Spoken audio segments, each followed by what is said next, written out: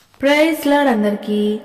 ఈరోజు అపోస్తలుడైన పౌలు కొరింథీలకు వ్రాసిన 2వ పత్రిక 3వ అధ్యాయం చదువుకుందాము. ప్రారంభిస్తున్నాను.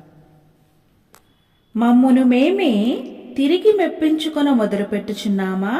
కొందరికి కావలసినట్టు మీ యొద్దకైనను మీ యొద్ద నుండి అయినను సిఫారసు పత్రికలు మాకు అవసరమా? మా హృదయముల మీద వ్రాయబడి ఉండి మనుష్యులందరూ తెలుసుకొనుచు చదువుకొనుచున్న మా పత్రిక మీరే కారా? రాతి పలక మీద గాని సిరాతో గాని వ్రాయబడక మెత్తని హృదయములు అను పలక మీద జీవము గల దేవుని ఆత్మతో మా పరిచర్య మూలముగా వ్రాయబడిన క్రీస్తు పత్రికయై ఉన్నారని మీరు తేటపరచబడుచున్నారు. క్రీస్తు ద్వారా దేవుని ఎడల మాకిట్టి నమ్మకము కలదు. మా వలన ఏదైనా అయినట్లుగా ఆలోచించుటకు మాయంతట మేమే సమర్థులమని కాదు, మా సామర్థ్యము దేవుని వలననే కలిగి ఉన్నది. ఆయనే మమ్మును క్రొత్త నిబంధనకు అనగా అక్షరమునకు కాదు గాని ఆత్మకే పరిచారకులవుటకు మాకు సామర్థ్యము కలిగించి ఉన్నాడు. అక్షరము చంపును గాని ఆత్మ జీవింపచేయును. మరణకారమగు పరిచర్య రాళ్ల మీద చెక్కబడిన అక్షరములకు సంబంధించినదైనను మహిమతో కూడినదాయను. అందుకే మోషే ముఖము మీద ప్రకాశించుచుండిన ఆ మహిమ తగ్గిపోయినదైనను ఇశ్రాయేలీలు అతని ముఖము తేరి చూడలేకపోయిరి. ఇట్లుండగా ఆత్మ సంబంధమైన పరిచర్య ఎంత మహిమగలదై ఉండును?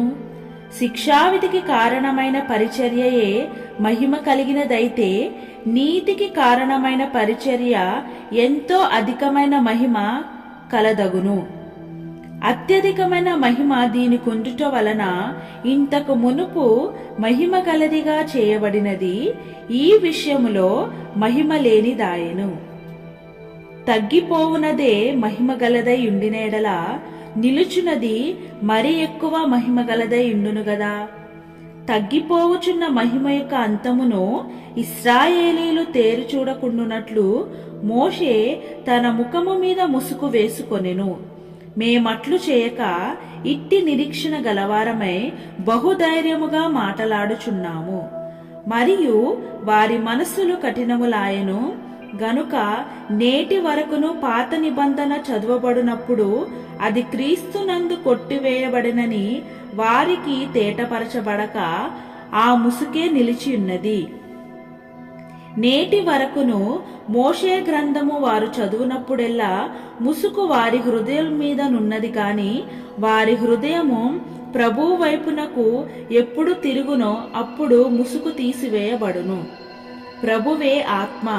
ప్రభువు యొక్క ఆత్మ ఎక్కడ నుండునో అక్కడ స్వాతంత్ర్యము నుండును.